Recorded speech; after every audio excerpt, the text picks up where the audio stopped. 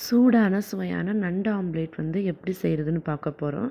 எப்பவுமே நண்டு ஆம்லேட் வந்து என்னென்னா, நண்டை வந்து அப்படியே வந்து வாஷ் பண்ணிவிட்டு அதில் இருக்கிற தோலெல்லாம் பிச்சுட்டு அந்த சதையை வந்து அப்படியே வந்து இட்லி சட்டிலையோ இதுலேயோ வந்து அவிச்சு வந்து எடுப்பாங்க. அவிச்சு எடுத்துகிட்டு அதில் இருக்க சதையை வந்து என்ன பண்ணுவாங்க அப்படின்னா, நண்டு ஆம்லேட்டில் வந்து போட்டு மிக்ஸ் பண்ணி நண்டு ஆம்லேட் கொடுப்பாங்க.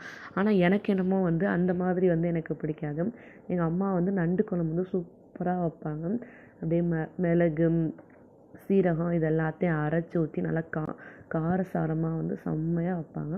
அந்த நண்டு குழம்புல இருக்கிற நண்டு வந்து எனக்கு ரொம்ப பிடிக்கும். அதில் இருக்கிற சதையை வந்து எடுத்து தான் நம்ம வந்து எனக்கு வந்து நண்டு ஆம்லேட் செய்கிறது வந்து ரொம்ப பிடிக்கும். அது ஃபஸ்ட்டு என்ன பண்ண போகிறோம்னா, எங்கள் வீட்டில் வந்து இன்றைக்கி வந்து குட்டி நண்டு தான் வாங்கியிருக்காங்க. குட்டி நண்டில் வந்து என்ன கொஞ்சம் சதை தான் இருக்கும். கொஞ்சம் சதை இருக்கிறனால நம்மளுக்கு வந்து என்ன சதை வந்து கொஞ்சோண்டு தான் கிடைக்கும். அதை வந்து என்ன நிறைய வெங்காயம் சாப் பண்ணிவிட்டு கேப்சிகம் கொஞ்சம் சாப் பண்ணிட்டோம். அது ஒரு பவுலில் சின்ன பவுலில் கேப்சிகம், வெங்காயம், ஆனியன் எல்லாத்தையும் போட்டுட்டு கொஞ்சோண்டு உப்பு, கொஞ்சோண்டு மிளகாய் பொடி, அப்புறம் முட்டையை உடச்சி ஊற்றி நல்லா மிக்ஸ் பண்ணிவிட்டு, எனக்கு ஆயில் ஊற்றினா வந்து ரொம்ப பிடிக்கும்.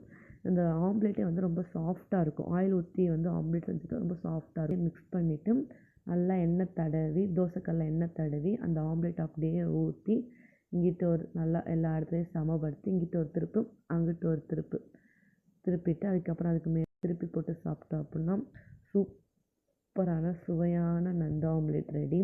தேங்க்யூ, பாய்.